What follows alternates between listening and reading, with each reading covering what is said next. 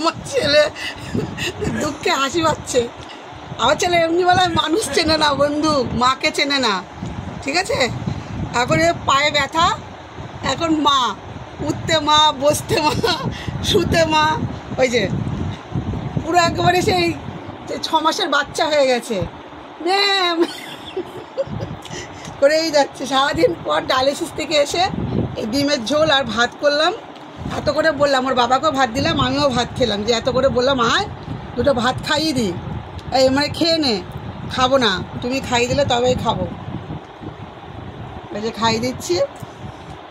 18 বছর বয়স, বুদ্ধি ভগবান কিচ্ছু দেয়নি, একদম মানে সরল সোজা আমার ছেলে। আমার ছেলের মধ্যে না সত্যি কোনো সেই নেই, মানে পর কে আপন এই জিনিসটা নেই। খুব ভয় লাগে আমার, মানে সবাইকেই ও আপন ভাবে, আপন ভাবতে গিয়ে সব জায়গাতে বোকা টোকা খেয়ে চলে আসে। আর কবে বুদ্ধি হবে কি জানি।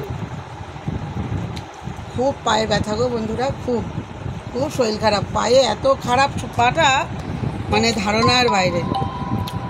ওর বাবারও খাওয়া হয়ে গেছে, ওই যে ওর বাবারও খাওয়া হয়ে গেছে,